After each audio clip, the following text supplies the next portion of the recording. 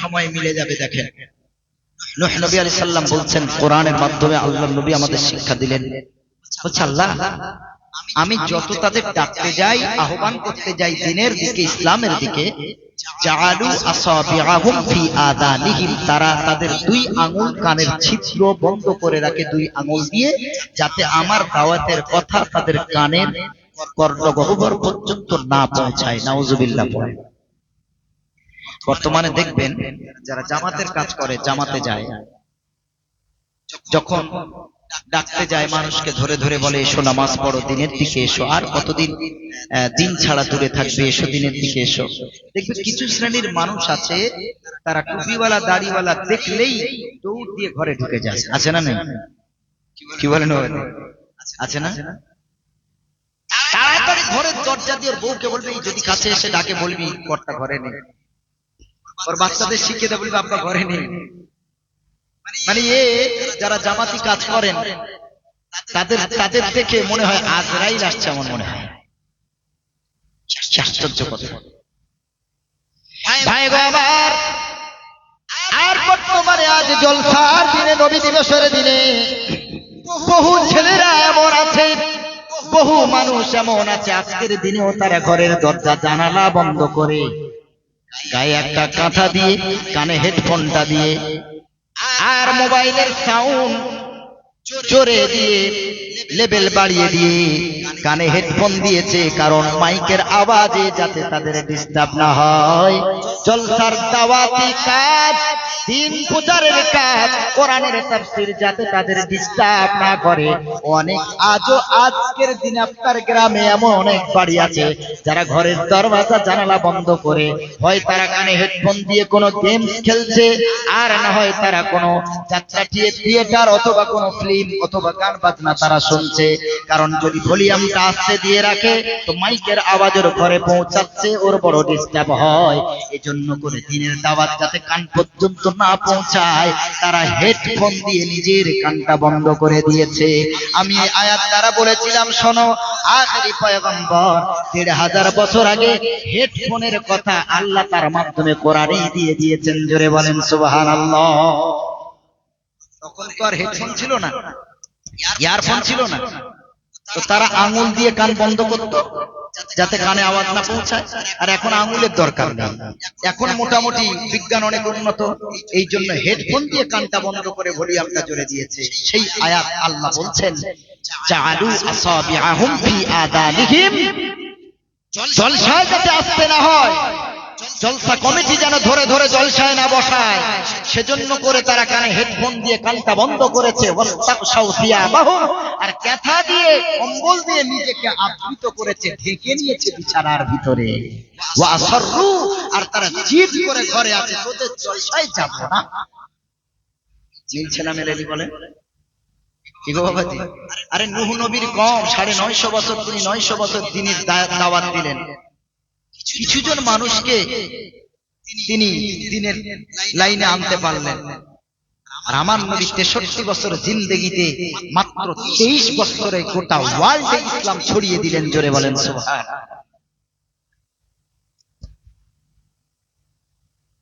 সেই নূহ নবীর উম্মত যেমন, তারা নিজেকে কাপড় দিয়ে ঢেকে নিত যাতে লোক দেখতে না পায়, নূহ নবীর অনুসারীগণ যাতে তাদের ধরে ধরে না নিয়ে আসে, তারা নিজেকে ঢেকে নিত, কানকে বন্ধ করে দিত। বর্তমানে আজকের দিনে বহু শয়তানেরা এমন আছে, তারা এই অবস্থায় আছে। আজকে কোরআনের তাফসীর হচ্ছে, তারা যদি না শুনে দূরে এইভাবে গিয়ে সময় নষ্ট করে, তা তাদেরকে আর কি বলবো আমি? কি বলা যেতে পারে?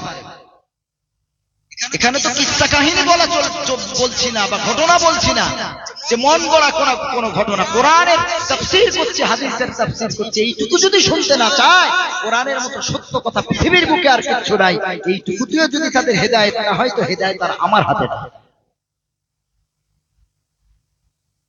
ওয়াসাররু ওয়াস্তাকবারু ইস্তিকবারা, যারা জামাতি কাজ করেন এই আয়াতটা মুখস্থ রাখেন, আলোচনা করবেন, ভালো লাগবে। ওয়াসাররু, তারা জিদ করে থাকে, জিদ করে ঘরে বসে থাকে, আমি যাব না, আমি যাব না, আমার কোন বাবার ক্ষমতা আছে কার আমাকে নিয়ে যাবে। ওয়াস্তাকবারু ইস্তিকবারা, শুধু জিদ করে না, তাকাব্বুর করে, কঠিন অহংকার করে। এই তুই জামাতে এসেছিস, তুই মাওলানা, তুই আমাকে বোঝাবি দিন, কি বোঝাবি তুই, এইভাবে বলে অনেক অনেক অনেক অনেক মানুষেরা আছে। আল্লাহ সেই কথাটা কোরআনে বলছে, ওয়াস্তাকবারু ইসতিকবারা, তারা কঠিন অহংকারে ফেটে পড়ে। আরে তুই কি জানিস, তুই জামাত করতে পারিস, তোর থেকে বেশি আমি জানি। তাকাব্বুর করে, অহংকার করে। ছি ছি ছি। আল্লাহ আমাদের হেফাজত করুক, সকলে বলেন আমিন। যে যেভাবে দিনের কাজ করছে তাকে সেইভাবে করতে দিন। কেউ পীর ওলির হাতে বায়াত হয়ে ইসলাম সেভাবে মানছে, হাক্কানি উলামাগণ পীর ওলিগণ যেভাবে বলছেন এইভাবে চলো, তারা সেভাবে চলে, ইসলামে সেইভাবে চলছে, নিজের ঈমান আমল বাঁচিয়ে চলছে। কেউ জামাতের মাধ্যমে ইসলাম থেকে দূরে যারা আছে তাদেরকে ইসলামের ভিতরে আনছে, জামাতের মাধ্যমে, দিনের মাধ্যমে, দিন প্রচারের মাধ্যমে, কিতাবে তালিবের মাধ্যমে তাদেরকে দিন বোঝাচ্ছে। লাইন আলাদাও তো হতে পারে, কিন্তু ইচ্ছা বা নিয়ত সকলের এক। জোরে বলেন সুবহানাল্লাহ। লাইনটা, পন্থাটা ভিন্ন হতে পারে। কেউ হয়েছে তাবলীগ, কেউ হয়েছে আযানগাজী, কেউ হয়েছে ফুরফুরাবি, কেউ হয়েছে আপনার আহলে হাদিস, কেউ হয়েছে সুন্নি, কেউ হয়েছে কাদরিয়া, কেউ হয়েছে চিশতিয়া। এক একটা তরিকা নিয়ে তারা চলছে। সব লাইনগুলো আলাদা, কিন্তু সকলের উদ্দেশ্য হলো মানুষকে ডেকে ডেকে কিভাবে ইসলামের পথে আনা যায়। হতে পারে সেটা বক্তৃতার মাধ্যমে, হতে পারে জলসার মাধ্যমে, হতে পারে কিতাব লেখার মাধ্যমে, হতে পারে জামাতের মাধ্যমে, হতে পারে পীর ওলির মাধ্যমে, যে কোনো পন্থায় হতে পারে। তবে সকলের উদ্দেশ্য হলো এক, মানুষ পাপ ছেড়ে কিভাবে ঈমান আমল বাঁচিয়ে নিয়ে কবরে যেতে পারে। সুবহানাল্লাহ। হিংসা নয়, ব্রড মাইন্ডেড করে, মস্তিষ্ক বড় করে সকলকে আপন করে নিতে হবে। আমি যে তরিকা মানি, আমার তরিকা তোমাকে মানতে হবে, এই বাধ্যবাধকতা নাই। তুমি যেটা মানো তোমার সাথে আমাকে মানতে হবে, ইসলাম এটা করেনি। ইসলাম ভারসাম্য রক্ষা করেছে, যে যেভাবে মানছে। আলিয়া ইউনিভার্সিটির প্রাক্তন প্রফেসর ছিলেন, যার নাম হলো মনজুর আলম কাসেমি সাহেব। আমার আব্বা সরাসরি তার ছাত্র। আমার আব্বা সেই সময় দাঁড়িয়ে একটা প্রশ্ন করেছিলেন, হালুল কিয়ামি জাইজুন আমলা। এখনো পর্যন্ত বহু জায়গায় কিয়াম সালাম নিয়ে বহু ফাটাফাটি হচ্ছে, মারামারি হচ্ছে। এ বলছে তুই হারাম কর, ও বলছে তুই হারাম। কি আশ্চর্য কথা। যারা বিজ্ঞ অরিজিনাল পণ্ডিত মানুষ, তাদের উত্তরটা শোনেন।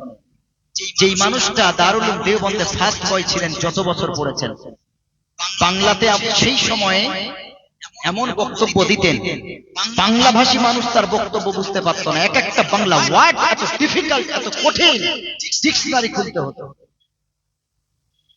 আমার আব্বা তাকে প্রশ্ন করলেন ওস্তাদজিকে, হে ওস্তাদ, আপনি তো আরবি একাডেমির ছাত্র, আপনি এত উচ্চাঙ্গের বাংলা কিভাবে বলেন? বলছে আমি যখন ওখানে পড়তাম, আমি ওখানে বাংলা ডিকশনারি পড়তাম, বাংলা কিতাবাদি পড়তাম। বলছে আপনি প্রতি বছর ফার্স্ট হতেন কিভাবে?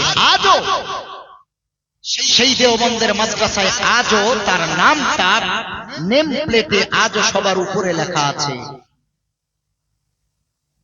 বলতেন আপনি প্রতি বছর ফার্স্ট হতেন কিভাবে? তিনি চ্যালেঞ্জ করতেন, ফার্স্ট হয়ে কেউ দেখাও, আমাকে সেকেন্ড করে দেখাও।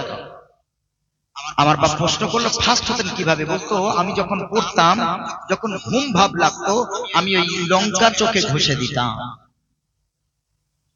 সেই ছেলেরা তারা ফার্স্ট হবে না, তারা জাতির মুকুট হবে না, তো আমাদের ছেলেরা হবে? এরা তো পড়তেই চায় না। অল্প বয়সে মোবাইল নামক ভাইরাস তুলে দিয়েছেন, তো পড়বে কি করে? সময় পেলেই তো মোবাইল। বাপ মাও মোবাইল নিয়ে একদিকে ও আরেকদিকে শুয়ে আছে, সন্তানও যাচ্ছে। ইহুদিরা আমাদের হাতে সব তুলে দিয়েছে মোবাইল, সমাজকে ভেঙে চৌচির করে দেওয়ার জন্য। নিজেরাও মোবাইল কম ব্যবহার করেন, বাচ্চাদেরও কম ব্যবহার করেন। মোবাইল দিলে বাচ্চারা খায়, না দিলে বাচ্চা খায় না। মেডিকেল সায়েন্স বলছে মোবাইল দিয়ে যেই বাচ্চাদের খাওয়ানো হয়, ওই বাচ্চাদের গ্রোথ হয় না, শরীর লাগে না। কারণ আল্লাহ এমন এনজাইম সিস্টেমটা করে দিয়েছেন, এমন হাজারো লালা আল্লাহ দিয়েছেন আমাদের, যেটা আমরা যে খাবারটা খাচ্ছি, যদি ওই খাবারটা খাচ্ছি এই ভেবে যদি খাই যে আমি খাবার খাচ্ছি, এইটা মনে করে যদি খাই, আমাদের এই মুখগহ্বরে এমন কিছু লালা আল্লাহ আমাদের দিয়েছেন, যে লালাগুলো খাদ্যের সাথে লালা মিশ্রিত হয়ে মিশে খাদ্যটা হজম করতে সহায়ক হয়। জোরে বলেন সুবহানাল্লাহ।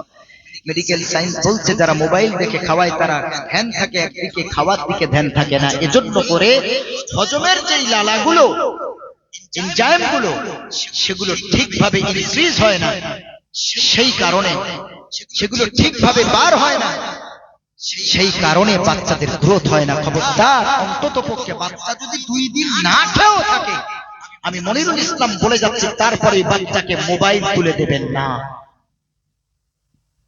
আমার বাচ্চা প্রথমে মোবাইল ছাড়া খায় না, অভ্যাস করে দিয়েছে ওর মা। আমি কয়েকদিন ফলো করলাম, কয়েকদিন ফলো করে বললাম এই অভ্যাস তো খারাপ, ধমক দিই, ওর মাকে বকা দিই। আমি কয়েকদিন করলাম কি, মোবাইল দেয়নি বলে আমার বাচ্চা কয়েকটা রাত খায়নি। মোবাইল দিলে তবে খাবে, কান্না করছে, যত কাঁদবে কাঁদুক, না খেয়ে ঘুমা, ওর খিদা লাগলো, ক্ষুদা লাগলে এমনিতেও খাবে। ক্ষুদা কোনো কিছু মানে না, ক্ষুদা লাগলে ঠিক খাবে, ওকে জোর করে খাওয়াতে হবে। 2-4 দিন এই অভ্যাস করালাম, ক্ষুধার কত সহ্য করবে, আস্তে আস্তে মোবাইল ছাড়া খাওয়া অভ্যাস হয়ে গেছে। তো আপনিও সন্তানের পিতা, আপনি অভ্যাসটা আজ থেকে ট্রাই করুন, আজ থেকে চেষ্টা করুন। দেখবেন একদিন, 2 দিন, 3 দিনও কাঁদতে কাঁদতে তখন দেখবে আমার বাপ তো আমাকে মোবাইলই দেয় না, আমার মা মোবাইলই দেয় না, তো আমি আর ক্ষুধা এইরকম নাটক করে আর কতক্ষণ চলবে, বাবা দরকার নেই মোবাইল ছাড়া খাবার খেয়ে। পারবেন ইনশাল্লাহ? যারা সন্তানের পিতা আছেন পারবেন ইনশাল্লাহ? নিজেরাও কম ঘাটবেন, সারা দিন খালি চলছে, খালি চলছে। এর যে রেডিয়েশন, এটা হাই রেডিয়েশন, এজন্য ঘুমানোর সময় মোবাইলটা কাছে রাখতে নেই, অন্তত 2 ফুট দূরে রাখতে হয়। ওর যে রেডিয়েশন ব্রেন এফেক্ট করে, এফেক্টেড হয় ব্রেন, চক্ষু এফেক্টেড হয়। রাত নবীজির হাদিস, বুখারী শরীফের হাদিস, নবীজি বললেন রাত্রে ঘুমাবার সময় বাতি নিভিয়ে ঘুমাও, সুবহানাল্লাহ পড়ে। 1500 বছর আগে নবী, আমরা কি জাতা নবী পেয়েছি? আমরা সায়েন্টিস্ট নবী পেয়েছি, সুবহানাল্লাহ পড়ে। বিশ্বের সব থেকে বড় বিজ্ঞানী নবী আমরা পেয়েছি, সব থেকে বড় দার্শনিক নবী আমরা পেয়েছি, সব থেকে বড় ডাক্তার নবী আমরা পেয়েছি। জোরে বলেন সুবহানাল্লাহ। 1500 বছর আগে আমার নবী যদি বিজ্ঞানী না হবে, এমন মহান থিওরি কেমন দিয়ে গেলেন নবী? আখিরি নবী করিম সাল্লাল্লাহু আলাইহি সাল্লাম বলেন, আকফিতু সিবিয়ানাকুম ইনদাল ইশাই ফাইনাল জিন্না ইনতিশারান আখাতাফাতান। বুখারীর হাদিসটা আপনাকে শোনেন। যেই বাচ্চা রাতে বেশি কাঁদে, কোন ডাক্তার কোন রকম ঔষধ দিয়ে কান্না থামাতে পারে না, এমন হয় না বলেন? হয় না গো বাবাজি? ওর মাও বোঝে না কাঁদে কেন, ডাক্তারও বোঝে না কাঁদে কেন, পেট টিপে দেখে ঠিক তো আছে, পেট তো টিপে নাই। তারপরেও অ্যান্টিকলিক কিছু ড্রপ দিয়ে দেয়, কিছু সিরাপ দিয়ে দেয়, ট্যাবলেট দিয়ে দেয়, যতক্ষণ খাওয়ায় ও ওষুধ খেলে এমনিই তো ঘুমিয়ে পড়বে বাচ্চা। ঘুম ভেঙে যায়, আবার চিৎকার দিয়ে কেঁদে ওঠে, মাও বোঝে না, ডাক্তারও বোঝে না, বাপও বোঝে না, বাচ্চা রাত্রে কাঁদে কেন, সন্ধ্যায় কাঁদে কেন, কেন বাচ্চা ঘুমের অবস্থায় চমকে উঠছে, কেন বাচ্চা মায়ের দুধে মুখ দিচ্ছে না, দুধ কেন খেতে চাচ্ছে না, ওরা মাও বোঝে না। কারণ মা তো সূরা নাস মুখস্থ নাই, সূরা ফালাক মুখস্থ নাই। ও জিজ্ঞেস করো বাংলা কটা গান বলবে, সব গড়গড় করে বলে। ও বাচ্চার মা চিন্তা করছে আমার বাচ্চাটা সমাজের 1 নম্বর বাচ্চা হবে, সমাজের 1 নম্বর বাচ্চা তোমার সন্তান হবে না, কারণ তুমিই তো ভালো নয়। নবীজি বললেন মুরু আওলাদাকুম বিসসালাত ওয়া হুম আবনাউ 7 সিনিন। নবীজি বললেন তোমার সন্তানকে নামাজ শেখাও, দ্বীন শেখাও, যখন তার বয়স হবে 7 বছর। কত বছর? পৃথিবীর যারা বাবা মা আছো শোনো নবীর হাদিস। আল্লাহ নবী সাল্লাল্লাহু আলাইহি ওয়াসাল্লাম বললেন বাচ্চার বয়স যখন 7 বছর হবে তখন তাকে নামাজের হুকুম দাও। আপনার দিয়েছেন? 7 বছরের ছেলে, 7 বছরের মেয়েটা স্কুল থেকে আসছে, ওর মাও না খেয়ে বসে আছে, স্কুল থেকে আসছে, নামাজ পড়ে না। বলছে বাপরে তাড়াতাড়ি হাত মুখ ধুয়ে নে, তোকে গালে তুলে খাওয়াই। কেন তুমি মা বলতে পারলে না এখন আসরের সময় আগে নামাজটা পড়? আমিও নামাজ পড়িনি, দুজনে একসাথে নামাজ পড়ি আয়। আগে নামাজ পড়ে নে, তারপর তোর খাবার ব্যবস্থা আমি করছি। এটা তো তোমার দায়িত্ব ছিল। তুমি কেমন মা হলে? আখেরি পয়গম্বর বলেন ফাদরিবুহুম আলাইহা ওয়া হুম আবনাউ 10 সিনিন। সন্তানের বয়স যখন হবে 10 বছর, 7 থেকে 10 বছর পর্যন্ত শুধু শেখাও, শুধু শেখাও, নামাজ শেখাও, ওযু শেখাও, হালাল শেখাও, হারাম শেখাও, শুধু শেখাও। আর 10 বছর ক্রস করার পর নামাজ যদি ছাড়ে ফাদরিবুহুম, এবার মারো। তার কথা এটা পয়গম্বর বলেছেন, এটা 10 বছর পার হলে নামাজ যদি ছেড়ে যায় ফাদরিবু, ওকে এবার মারো, প্রহার করো, মেরে নামাজ পড়াও। কটা মা আছে, কটা বাপ আছে 10 বছরের ছেলেকে নামাজে পাঠিয়েছে।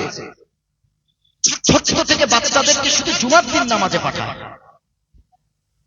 আমি এই যে গত শুক্রবার, যেটা গতকাল শুক্রবার গেল, আমি এই শুক্রবার নামাজ পড়তে পড়তে বাচ্চাদের দিকে তাকিয়ে এই চিন্তাধারা এলো, শুক্রবার দিন করে এই 10 বছর, 12 বছর, 14 বছর ছেলেগুলো মসজিদে আসে, আর ওদের মা বাপ এই শুক্রবার করেই ওদের পাঠায়। তার মানে ও বাচ্চাও জানে না, ও মনে করছে এটাই ইসলাম, শুধু শুক্রবার নামাজ পড়তে হয়। ও ছোট থেকে এটা পড়তে পড়তে অভ্যস্ত হয়ে যাচ্ছে। মা যদি ছোট থেকে 5 ওয়াক্ত মসজিদে পাঠাতো, তাহলে ওর অভ্যাস হয়ে যেত 5 ওয়াক্ত মসজিদে যাওয়া। কারণ ওকে শুধু পাঠানো হয়েছে শুক্রবার, ও ছোট থেকে শুধু শুক্রবারই গেছে ওর বাপের সাথে। ওই জন্য ও জেনে গেছে শুধু শুক্রবারই নামাজ পড়তে হয়, বাকি আর নামাজ লাগে না। ভাইরা আমার, আখেরি পয়গম্বর রাসূলুল্লাহ সাল্লাল্লাহু আলাইহি ওয়াসাল্লাম বলেন ফাদরিবুহুম আলাইহা ওয়া হুম আবনাউ 10 সিনিন।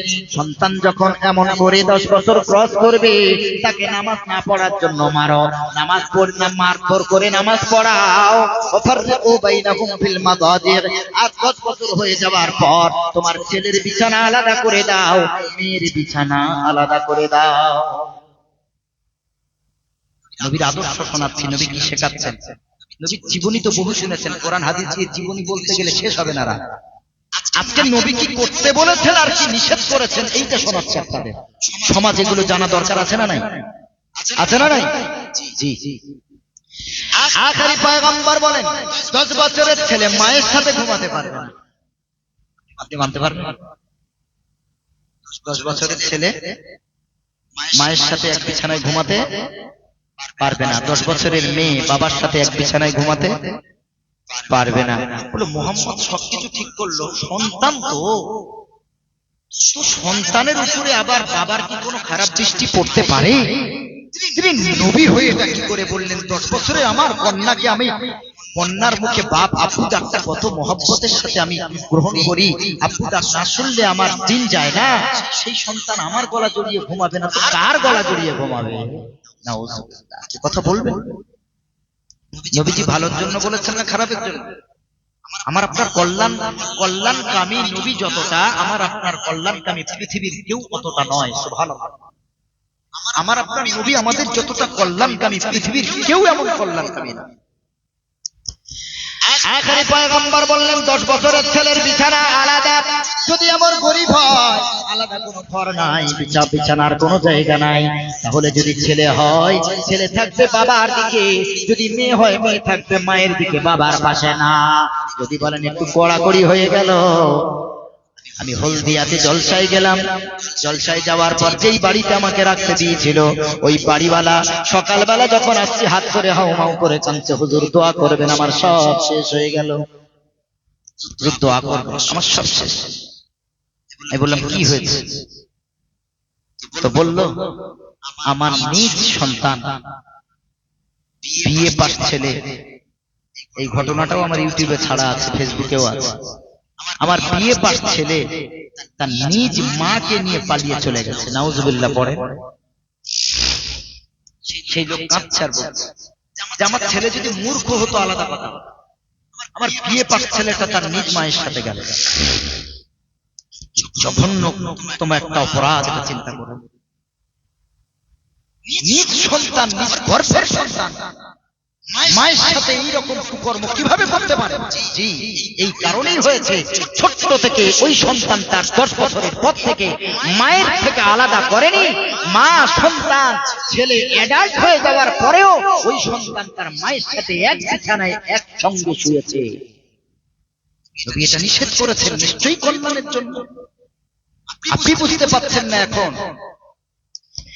আমারই গ্রামে সুভাষগ্রাম 5 ঘরাতে একটা মেয়ে আছে, মাম্পি বলে না। মেয়েটার বাপ মাতাল হয়ে প্রতিদিন, মেয়েটার মা মারা গেছে তখন আমরা অনেক ছোট। ওই মেয়েটার বাপ প্রতিদিন মদ খেয়ে এসে মেয়েটার উপরে শারীরিক নির্যাতন করতে আসতো। মেয়েটা চিল্লাচিল্লি করবে, পাড়ার লোক জানাবার ভয় দেখিয়ে ওর বাপকে সরিয়ে রাখতো। একদিন মেয়েটা বালিশের তলায় একটা তলোয়ার রেখেছে, আজকে যদি আসে এইরকম বাবার বেঁচে থাকার কোন অধিকার নেই, হত্যা করবো, জেল খাটতে হয়,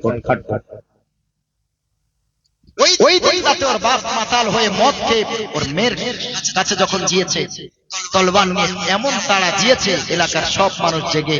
ওই দিন থেকে লোকটা এমন গায়েব হয়েছে, আজও পর্যন্ত তার খবর নেই। আপনি চিন্তা করছেন নবী হাদিস এমনি বলে গেল? আমার চেম্বারে একটা পেশেন্ট এসেছিল একদিন, এসে বলছে, ডাক্তার বাবু আমাকে 1 পাতা ঘুমের ট্যাবলেট দাও। হিন্দু পেশেন্ট।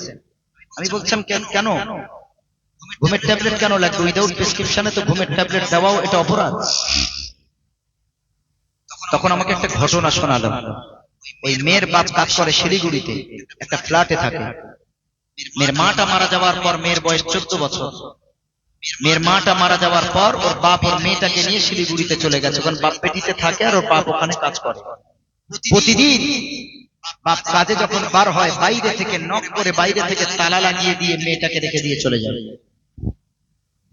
আর প্রতিদিন শারীরিক দৈহিক কামনা চরিতার্থ করার জন্য তার মেয়ের কাছে যেত। নাউজুবিল্লাহ পড়ে। পাশবিক নির্যাতন, শারীরিক নির্যাতন, এভাবে মেয়েটার উপরে দিনের পর দিন করা হয়েছে। মেয়েটা গোপনে গোপনে তার মাসিদের কাছে ফোন করে বলতো, আমাকে এই নরকের জায়গা থেকে একটু বার করে নিয়ে যাও, প্রতিদিন আমার বাপ আমার উপরে এই শারীরিক নির্যাতন করছে। বলছে আমাকে কিছু ঘুমের ট্যাবলেট দাও। আমি এই মেয়ের হাতে পৌঁছিয়ে দিয়ে ঘুমের ট্যাবলেট ওর বাপকে খাই। আমি বললাম, একাধিক ট্যাবলেট খাওয়ালে তো হার্ট ফেলিওর হতে পারে, হার্ট ব্লক হয়ে যেতে পারে, মারাও যেতে পারে। বলে মরে যাক তাও भी আচ্ছা, ওই বাবার বেঁচে থাকার কোনো অধিকার নাই। কি আশ্চর্য কথা! এই ঘটনাগুলো সামনে আসলে না, আমার নবী পাকের এই হাদিসগুলো আমার সামনে ফুটে ওঠে। নবী পাকের এই হাদিসগুলো আমার সামনে ফুটে ওঠে যে আখেরি পয়গম্বর যা বলে গেছেন সবগুলো যুক্তিযুক্ত, সবগুলো বৈজ্ঞানিক ভাবে প্রমাণিত। জোরে বলেন সুবহান। সবগুলো বৈজ্ঞানিক ভাবে প্রমাণিত। আমার আখেরি পয়গম্বর মুহাম্মদুর রাসূলুল্লাহ সাল্লাল্লাহু আলাইহি সাল্লাম তিনি বললেন, আকফিতু সিবিয়ানাকুম ইনদাল ইশাই ফাইন্না লিল জিন্নি ইনতিশারান অখতফাতান। আখেরি পয়গম্বর কত কেমন পয়গম্বর দেখেন। আমি বলেছিলাম তার মতো এমন বিজ্ঞানী আর কেউ নাই, তার মতো এমন দার্শনিক আর কেউ নাই, তার মতো এত বড় ডাক্তার কেউ নাই। তিনি 1500 বছর আগে তিনি আমাদেরকে শিখিয়ে দিয়ে গেলেন। বললেন, শোনো হে পৃথিবীর উম্মতিরা, তোমাদের বাচ্চাদেরকে সন্ধ্যার সময় ঘরে ঢুকিয়ে দাও। মনে রাখবেন, বাচ্চা কাঁদে কেন? আমার মায়েদের বসার প্যান্ডেল আছে, কান খাড়া করে শুনে নেন। ডাক্তার 500 টাকা 1000 টাকা ফিস দিয়ে ডাক্তার বাচ্চার কান্না বন্ধ করতে পারছেন না। আর হুজুরের কাছে গিয়ে রাত্রেবেলা হুজুর একটু ঘুমাচ্ছে, ফজরে আবার উঠবে, তুমি তো ফজরে ওঠো না, কনকনে ঠান্ডায় হুজুরকে আবার উঠতে হবে। একটু রেস্ট করছে, রাত 12টা 1টার সময় হুজুরের দরওয়াজায় গিয়ে আওয়াজ, হুজুর একটু উঠুন, হুজুর আমার বাচ্চাটা কেঁদে কুল পায়। লজ্জা থাকা উচিত। একটা মানুষ সে রেস্ট করছে, তাকে এইভাবে ডিস্টার্ব করছো। তারপরেও হুজুর কষ্ট করে, কারণ এলাকা ইমামতি করা বড় জ্বালায়। হুজুর উঠে ফুঁক দিয়ে দিল, হুজুর দোয়া করবেন, আসসালামু আলাইকুম। হুজুরের ফুঁকে তোমার বাচ্চার কান্নাটা বন্ধ হয়ে গেল। 100 টাকা ছিল না তোমার হুজুরের হাতে দেওয়া। এত ছোট লোক তুমি, 500-1000 টাকা ফিস দিয়ে ডাক্তার দেখাচ্ছ, আর হুজুরের এক ফুঁকের বরকতে আল্লাহ তোমার বাচ্চাকে সুস্থ করেছে। 100 টাকা তুমি দিতে পারলে না? লজ্জা থাকা উচিত জাতি। আল্লাহর নবী বলেন, আকফিতু সিবিয়ানাকুম ইনদাল ইশাই, পৃথিবীবাসী যারা পিতা আছেন শোনেন, মায়েরা যারা আছেন শোনেন, নবী বলেন সন্ধ্যা যখন ঘনিয়ে আসবে, এই সন্ধ্যার সময় তোমাদের বাচ্চাদেরকে ঘরের ভিতরে ঢুকিয়ে নাও, আর বাচ্চাদের ঘরের ওই দরজা জানালাগুলো বন্ধ করে দাও। পালন করবেন ইনশাআল্লাহ? দিদিকে আজ থেকে হাদিস শেখাবেন ইনশাআল্লাহ? বলুন না ইনশাআল্লাহ। বলবেন আমাদের ছেলে মনিরুল ইসলাম এসেছিল, এই হাদিস বুখারী শরীফের হাদিস, এটা শুনিয়ে দিয়ে গেছে। 3316 নম্বর হাদিস।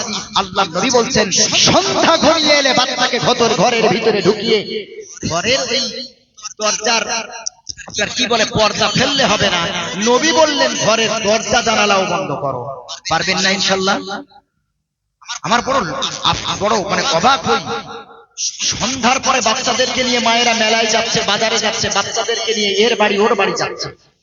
তুমি এইটুকু কমন সেন্স তোমার নেই, জেনারেল নলেজ নেই তোমার, এইটুকু জ্ঞান নেই যে সন্ধ্যা হয়ে গেলে ঘরের গরু ছাগল হাঁস মুরগি তারাও তাদের ঘরে ফিরে আসে। কথাটা ঠিক বলছি না ভুল বলেন? সন্ধ্যা হলে গরু ছাগল বাইরে থাকে, বা হাঁস মুরগি বাইরে থাকে, সবাই তার ঘরে চলে আসে। কারণ তারা বোঝে সন্ধ্যা নেমে এলেও মানে আমাদের উপরে আল্লাহর গজব পড়তে পারে, শয়তানের আসর পড়তে পারে। এজন্য করে সন্ধ্যার সময় গরু ছাগল হাঁস মুরগি জীবজন্তু সব তাদের বাসায় ফিরে যায়, আর আমাদের মায়েরা তার সন্তান নিয়ে সন্ধ্যার পরে বাইরে বার হয়। পশু পাখিদের থেকে একটু ভাবুন, একটু চিন্তা করুন। নবীজি বললেন কেন সন্ধ্যায় ঘরের ভিতরে বাচ্চাকে নেবে? কারণ এই সন্ধ্যার পরে বাচ্চা যখন বাইরে থাকে, জিনেরা তাদেরকে ভর করে, শয়তানেরা আসর করে, পেটে খোঁচা দেয়, ওই খোঁচার যন্ত্রণায় বাচ্চাটা তত ছটফট করতে থাকে।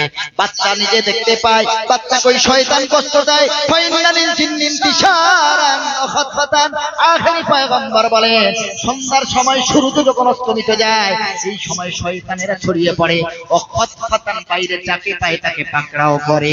আখেরি পয়গম্বর শিক্ষা দিয়ে দিয়েছে, আমাদের নবী শিক্ষা দিলেন এই কারণে সন্ধ্যার পরে তোমরা কেউ আর বাইরে থাকবে না। বিশেষ করে নবী সিরিয়ানাকুম বলেছেন বাচ্চাদেরকে ঘরের বাইরে রাখবেন না। সন্ধ্যা হয়ে গেছে ঘরের ভিতরে তুলে দেন, দরজা জানালা সব বন্ধ করে দেন। কত বড় বিজ্ঞানী নবী দেখেন, সুবহানাল্লাহ সুবহানাল্লাহ।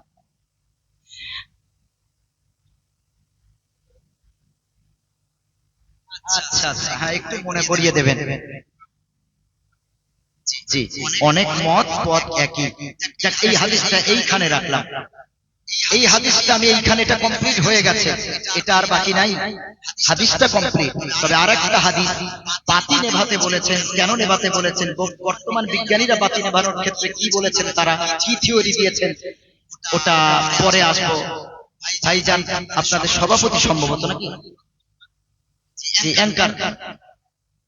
জি, আলহামদুলিল্লাহ, উনি যোগ্য ব্যক্তি। যেটুকু কথা শুনে একটা শিক্ষিত মানুষ হলে তার কথাতেই বোঝা যায় নিশ্চয়ই তার ভিতরে কিছু শিক্ষা আছে।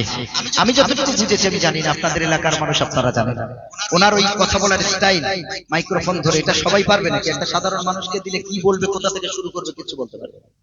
এটাও একটা প্র্যাকটিসের দরকার, কিছু শিক্ষা না থাকলে এটা হয় না। আলহামদুলিল্লাহ, ভাইজান আমাকে একটা খেয়াল করিয়ে দিয়েছেন। আমি বলেছিলাম মনজুর আলম কাসিমি সাহেবকে যখন প্রশ্ন করেছিলেন আমার আব্বা, হালুল কিয়ামি জাইজুন আমলা, কিয়াম দাঁড়িয়ে সালাম কিয়াম করা জায়েজ না জায়েজ নয়, কত বড় একটা ভাইটাল কোশ্চেন, ডিফিকাল্ট কোশ্চেন করেছেন। দেখেন আপনারা তো একটু মনে করিয়ে দেবেন নাকি? বক্তারা একটা বলতে বলতে, একটা হাদিস বলতে বলতে ওই লাইনে চলে যায়, একটু মনে করিয়ে দেন, ধ্যান দিয়ে শোনেন, আর কোথা থেকে আমি পয়েন্ট আউট করে অন্য জায়গায় যাচ্ছি ওইটা একটু খেয়াল রাখবেন, যে এইখানা থেকে হুজুর চলে গেছে, আবার একটু স্মরণ করিয়ে দেবেন। ইনশাআল্লাহ তারে ভালো লাগবে ওয়াজটা করতে, এক লেভেলে ওয়াজটা যাবে ইনশাআল্লাহ।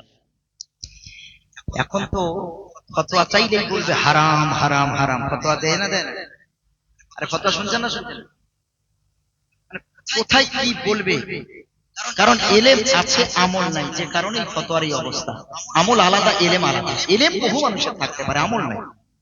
ফতোয়া দিয়ে যে মানুষকে ডিভাইড হয়ে যাচ্ছে, মানুষের ভিতরে হিংসা বিদ্বেষ ঢুকে যাচ্ছে, এইটুকু সেন্স তাদের নাই যে বর্তমানে মানুষকে এক প্ল্যাটফর্মে আনতে হবে। কে হিজবুল্লাহকে, শিয়াকে, সুন্নিকে তাবলীগ করে, কে কি করে, এইটা করলে না, যে যা করছে, যেভাবে করছে শিরিক ব্যতীত, যেভাবে করছে সবাই দিনের কাজ করুক সবার মতো করে, এটাই তো ইসলামের সৌন্দর্যতা। মঞ্জুর আলম কাসেমি বলল, শাহজাহান,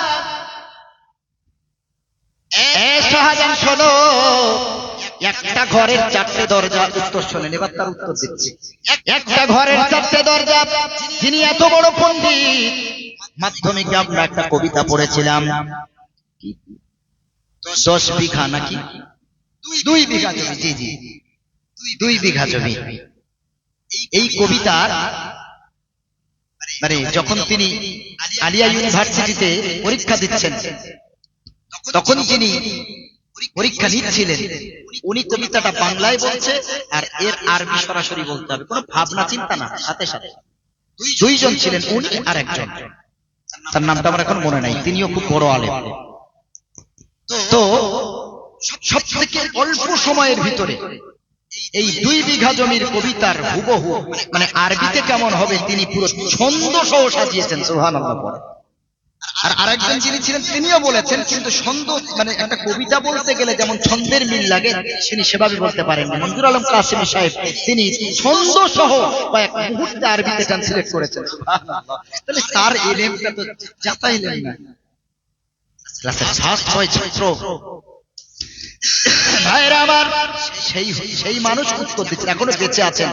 যদি সময় পান অন্তত ওই রকম মানুষ একটু সহবত নেবেন, একটু সালাম নেবেন, দোয়া নেবেন, যদি সময় পান।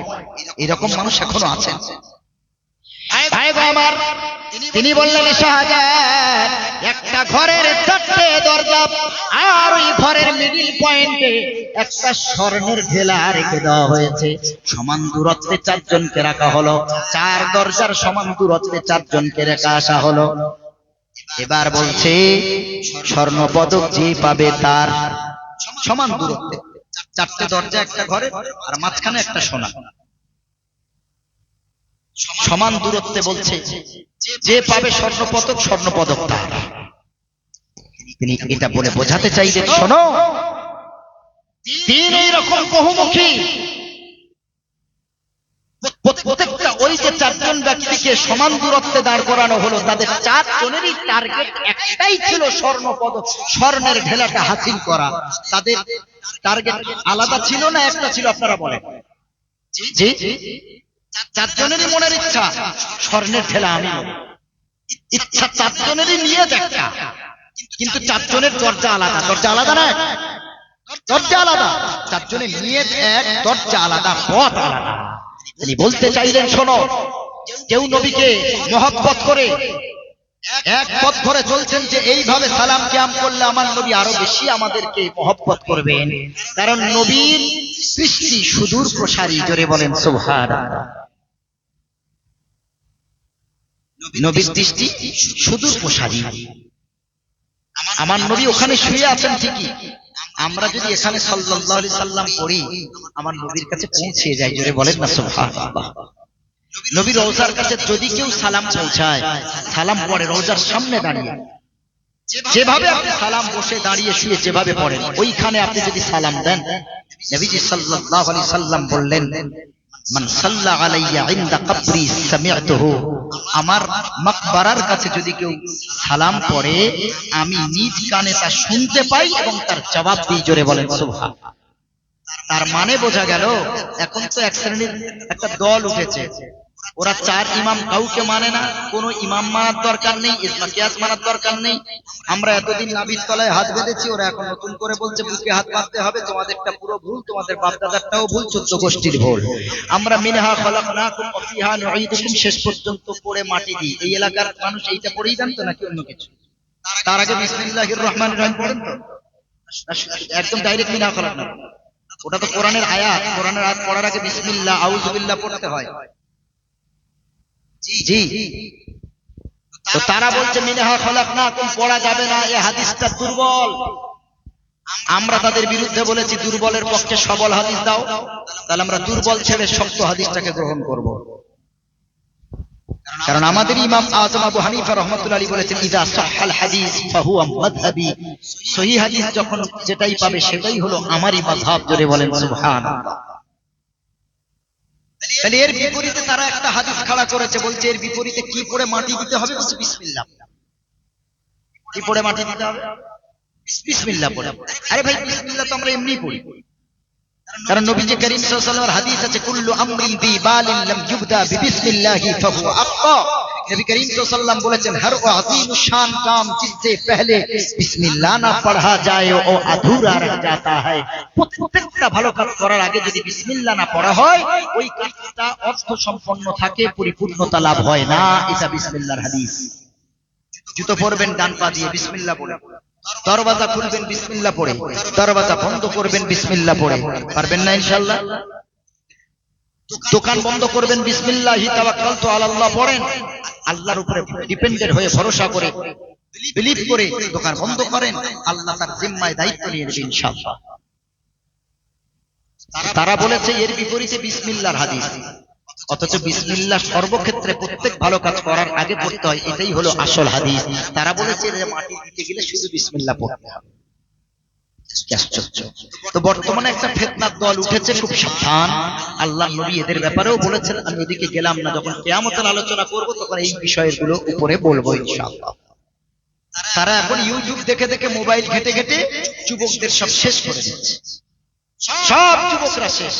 তারা ফতোয়া দিয়েছে বাজারের পুঁটি মাছ, মোয়াটি মাছ, চাঁদা মাছ, ছোট মাছগুলো যদি কোনো ধনী মানুষ কেনে ওই ধনী মানুষ জান্নাতে যেতে পারবে না। নাউজুবিল্লাহ পড়ে। তাদের ফতোয়া ইউটিউবে আছে, খোঁজ কর। তারা বলেছে যদি কোনো বড় মাছ, কাতলা মাছ, রুই মাছ, ইলিশ মাছ যদি কোনো গরিব কেনে সে জান্নাতে যাবে না। নাউজুবিল্লাহ পড়ে। কেন? তাদের আপনার যুক্তি হলো যে আল্লাহ তোমাকে ধনী বানিয়েছে, তার মানে ধনী টাকাওয়ালা হয়েছে, আর মাছ ব্যবসায়ীরা দামি মাছ এনেছে ধনীদের জন্য।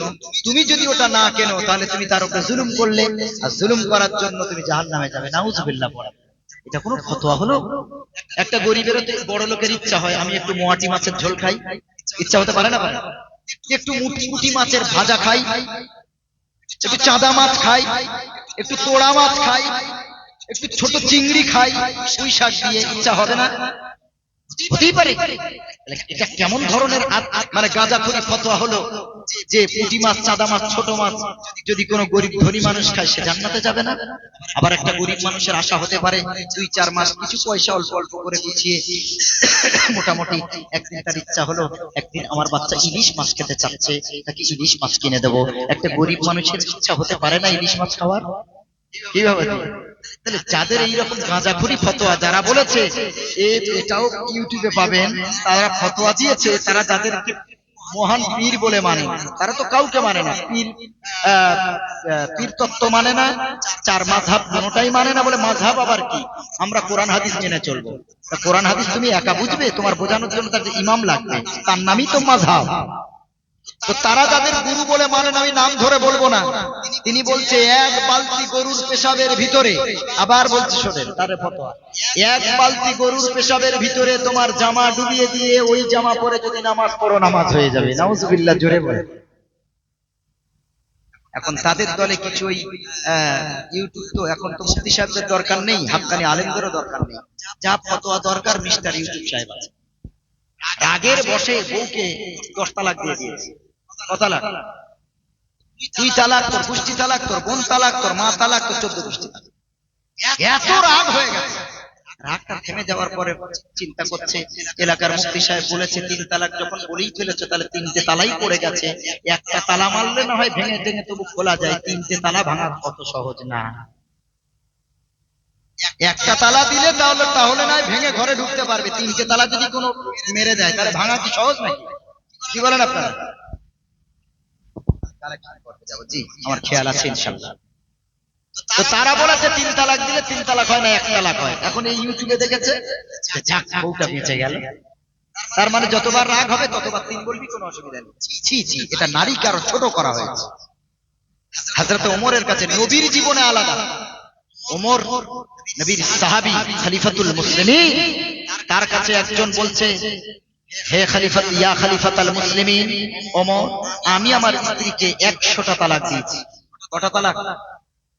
100টা তালাক দিয়েছি। হযরত ওমর দীপ্ত কণ্ঠে বললেন, তিনি তো প্রধানমন্ত্রী, তিনি বলছেন 100র ভিতরে 96টা বাদ, বাকি 3টে তালাক 3 তালাক হয়ে গেছে। ওই বিবি যদি আবার নিতে চাও তিনটে পিরিয়ড মেন্স পিরিয়ড পার হওয়ার পর অন্য কাউকে বিয়ে দিতে হবে, সে যদি ছাড়ে স্বইচ্ছায় আবার তিনটে তাহারাত, তিনটে মেন্স পিরিয়ড যাওয়ার পর তুমি আবার নতুন করে বিয়ে করতে পারো। এটা হলো আমাদের ইমামের ফতোয়া। আত-তালাকু মাররাতান ফাইমসাকুম বিমারুফ আও তাসরিহুম বিইহসান। কোরআন বলছে তালাক যখন দেবে একসাথে তিন না, একটা তালাক দাও। যদি পরিবর্তন হয় তোমার বিবি তাহলে ভালো, না হলে তার দ্বিতীয় মাসে পবিত্র অবস্থায় আর একটা তালাক, বাস এই পর্যন্ত স্টপ। এরপরে ফাইমসাকুম বিমারুফ আও তাসরিহুম বিইহসান। যদি রাখতে চাও তো সম্মানের সাথে, ছাড়তে চাও তাও সম্মানের সাথে, লড়াই করা যাবে না। এটাই হলো ইসলাম, এটাই হলো ইসলাম। খবরদার তাদের ওই যুক্তিতে কান দেবেন না, ওই যুক্তিতে কান দেবেন না। নাভির নিচে হাত পাতার হাদিসও আছে, নাভির উপরে হাত পাতার হাদিস আছে, হাত ছেড়ে দেওয়ারও হাদিস আছে, বুকে হাত পাতারও হাদিস আছে। আপনি যাকে শুরু থেকে ফলো করছেন তাকে ফলো করে যাবেন। হঠাৎ করে একটা আমল করতে করতে নতুন আমল শুরু করবেন, এলাকায় ফিতনা সৃষ্টি হবে না হবে না? হবে। এটা করতে যাবেন। যে হাদিস পেয়েছেন সেটা আমল করেন। কাবা শরীফের ইমামের পিছনে কত ইমামের অনুসারী আছে, সবাই সবার মতো নামাজ পড়ছে, আলহামদুলিল্লাহ, কোনো ঝগড়া নেই। জি আলহামদুলিল্লাহ। এইবার আসি একটা কথা বলে কালেকশনের দিকে যাব ইনশাআল্লাহ। আমি বলেছিলাম টার্গেট হলো একটা, রাস্তা হলো অনেক। এটা আমার কথা না, এটা হলো আল্লাহ তাআলার কথা। আল্লাহ তাআলা সূরা ফাতিহার ভিতরে বলেন, ইহদিনাস সিরাতাল মুস্তাকিম সিরাতাল লাযিনা আন'আমতা আলাইহিম গায়রিল মাগদুবি আলাইহিম ওয়ালাদ-দাল্লিন। আল্লাহ তাআলা বলেন আসল রাস্তা হলো একটা। কটা রাস্তা? মূল রাস্তা কটা বলেন? একটা। আল্লাহ তাআলা সূরা ফাতিহা বলেন ইহদিনাস সিরাতাল মুস্তাকিম। আমরা প্রতিটা নামাজে এই দোয়া আল্লাহর কাছে করি, আল্লাহ আসল এবং নির্ভেজাল এবং সঠিক রাস্তায় আমাদের পরিচালনা করুন। তার মানে এই আয়াত প্রমাণ দেয় মূল রাস্তা হলো একটা, মূল টার্গেট হলো একটা।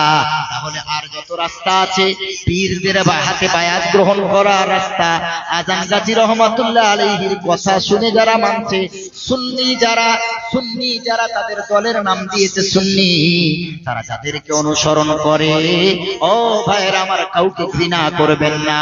তাদের বড় বড় পীর সাহেব ছিলেন, তারা তাদের অনুসরণ করে চলে। তাদেরও টার্গেট জান্নাত পাওয়া, মানুষকে নামাজি বানানো। নাস্তিকবাদ ছেড়ে দিলাম, আর যারা শিরিক করে ভণ্ড পীর, তাদের কথা ছেড়ে দিলাম।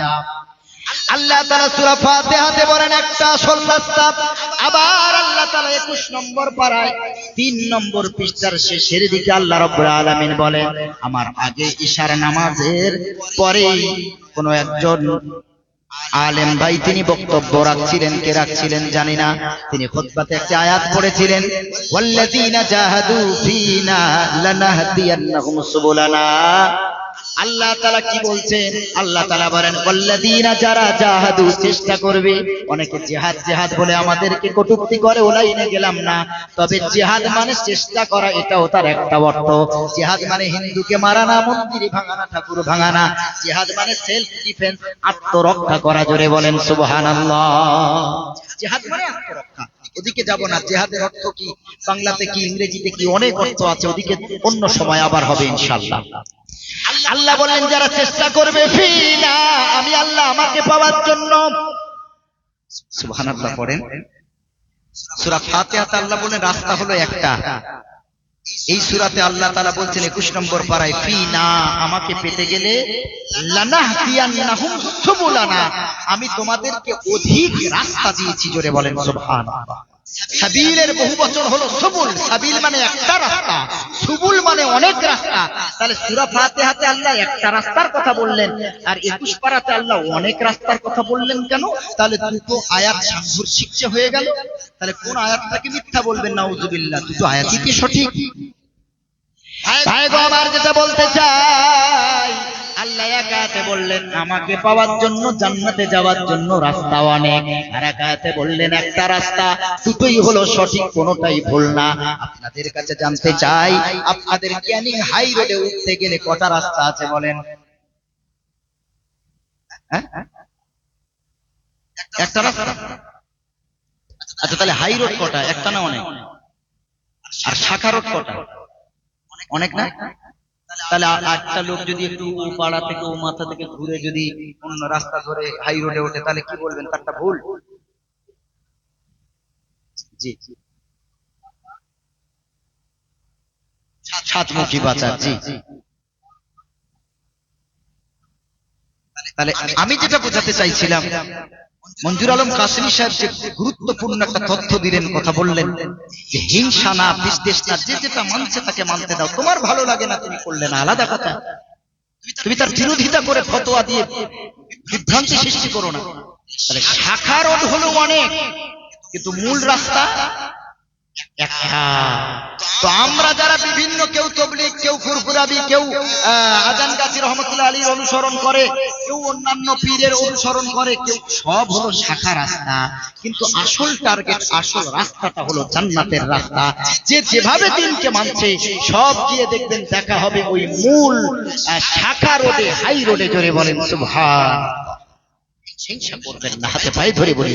বর্তমানে এমন একটা পরিস্থিতি, মুসলমান যে যা করে এক জায়গায় আসে, সবাই এক জায়গায় এসে এক মসজিদে নামাজ পড়ে, আলাদা হবে না। এই জন্য কবি নজরুল ইসলাম বহু বছর আগে তিনি বলে গেছেন, হানাফি, হাম্বলি, মালিকি, শাফি এখনো মেটেনি গোল, এমন সময় আজরাইল এসে হেঁটে বলে কল্পিত। মাযহাব নিয়ে, এটা ওটা নিয়ে দ্বন্দ্ব করে ফিতনা করে সব শেষ। এই করতে করতে আজরাইল জীবন কবজ করে নেবে, বা কুল কিনারা খুঁজে পাবেন না। খবরদার এক হয়ে যান বাবাজি। আপনাদের কাছে বিনীতভাবে রিকোয়েস্ট, এই নবী দিবসটা এবছর কি ফার্স্ট না